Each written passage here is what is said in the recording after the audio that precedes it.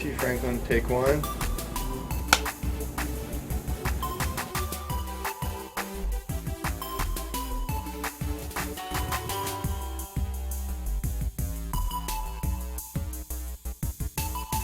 Well, comics has been a part of my, I'm not gonna say my age, but for decades, yeah.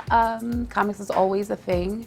Used to get bribed in comics. You know, my cousin used to watch me and his girlfriends would come over, so to keep me quiet. I got paid in books, and as I got older, I did the dumb thing of marriage, kids. No offense to anybody if that's their thing, but you know, I've got 3 amazing kids, 24, 17, and 15, but I had to choose between comics or feeding them.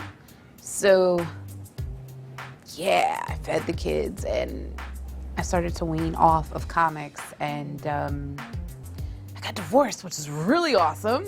Shout out to divorces.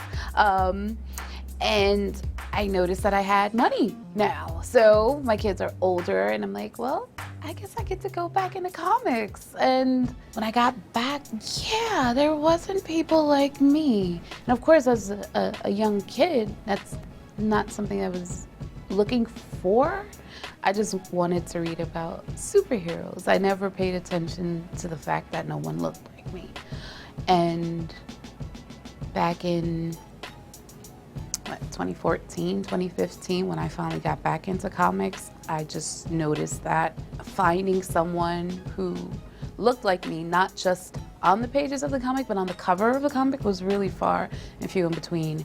And it just really irked me. And I wanted to yell about it. But when you're on social media, you can piss people off, you know? And I noticed me talking about the fact that there were no Black women writers in Marvel. People listen, and you poke the bear enough and I guess somebody gives you a gig, I don't know. But getting back into comics was really cool, and being able to, I love prose, I love horror.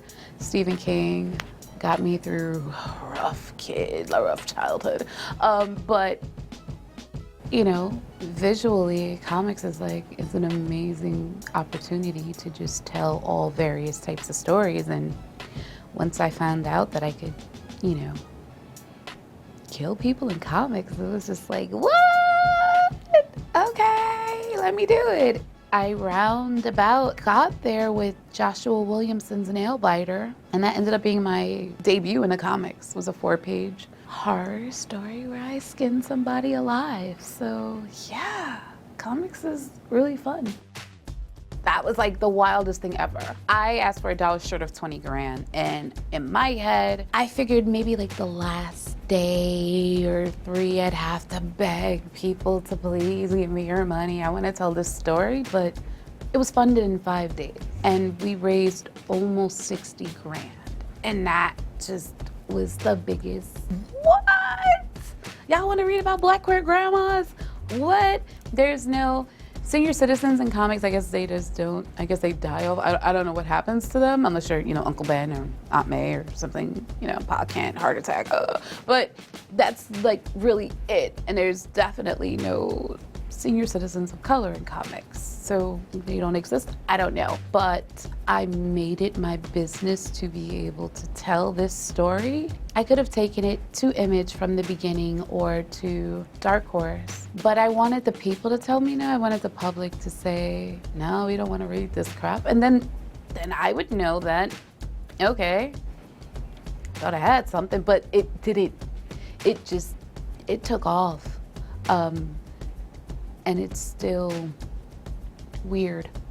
I don't know. It's very surreal. It's definitely an out-of-body experience trying to realize that people are throwing their money, big money, at me to produce this book. It ended up selling out before the book came into stores by Image Comics, and they announced a second printing. And I'm like, I remember they sent me the email and they're like, Bingo Love needs a second print. I'm like, oh, they totally sent this to the wrong person, because I don't know, maybe it's Twisted Love by Alex DeCampier or something, but it's definitely not my book. And it was, and you sold how many copies? People want it just, I don't know. Because there's not many people like me in comics. I'm the first Black woman writer at Image, right? So you take that and you add the fact that my book sold out. It's like, what? It's very weird, and it's a beautiful thing all at the same time. It's just, I'm so humbled and grateful that people want to read this. And during the Kickstarter, Marvel had the whole diversity doesn't sell bull crap. And I'm like, do you not see how much money I'm making? What do you mean it's not selling? Like, what? So I didn't understand it. But on the flip side, it's, people might be tired of superheroes, you know, in the same recycled stories. And I don't know. How many times can you arrest Joker and throw him in Arkham Asylum and he breaks out? Like, I don't know. Give the people something different. And I did. And they want more. And I don't know. I'm really grateful. Yeah. I wrote Jook Joint after my 4-page story in Nail Biter, and music, I'm disabled, and music and writing actually has saved my life. I was very depressed and even suicidal. When you're in pain, 25/8, it's all you think about. And I didn't want to be around anymore. I didn't want to live anymore. But my therapist, she wanted me to basically take my pain and just get it out and write it. So between the music and the writing, everything just spilled out of me. Well, this book was cathartic for me. I'm hoping that those who are suffering from PTSD and who are survivors of domestic violence like myself, I'm hoping that they'll have some kind of relief of seeing the bad guys, all the bad guys, get axed again and tortured. I don't know, but it works for me, and it works for Image because Image said yes. And we're doing a domestic, so the book comes out in October, Domestic Violence Awareness Month, and Image gave me the thumbs up to have variant covers. So along the Image line, there are going to be domestic violence covers, and the proceeds are going to Mariska Hargitay of Law & Order SVU. It's going to her charity, Joyful Heart. So being able to help others, because I was in the position where me and my kids, we had nowhere to live and no food and nothing. And it was either go back to my violent ex-husband or trying to make it the best way we could. And if it wasn't for charities, I don't know where me and my kids would be. So the opportunity of giving back, because I know how it is and I know it's hard to leave a situation, being able to give back is a pretty cool thing.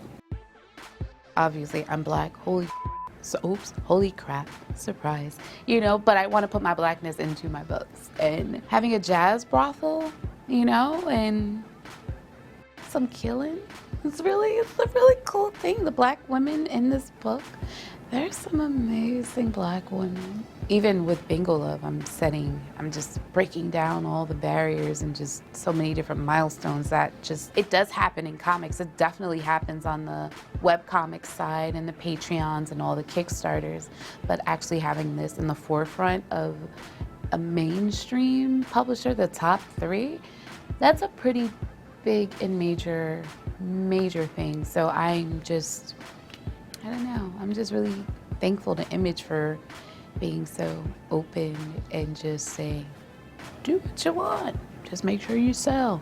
They didn't say that part, but it's sort of kind of like implied.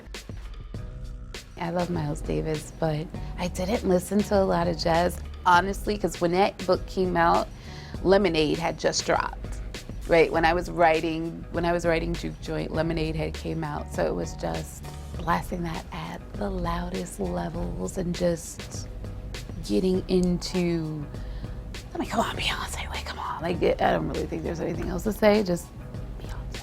But, you know, that whole album was just very, I mean, from 6-inch heels to, oh my God, like there's so many awesome tracks. And she has, I don't know if you really, really listen, especially to the spoken word and the poetry part, she got a little side. Well, I don't know. She might have been a serial killer in her life too. I don't know. But you know, I listen. I don't know. But it definitely helped me tap into my serial killer. It's all on paper, you know, but it definitely helped me tap into it, and you know, I was able to write how I can skin somebody and eat them, and you know, not me, but you know, my character. So I don't know. I definitely attribute it all to Beyonce and her lemonade.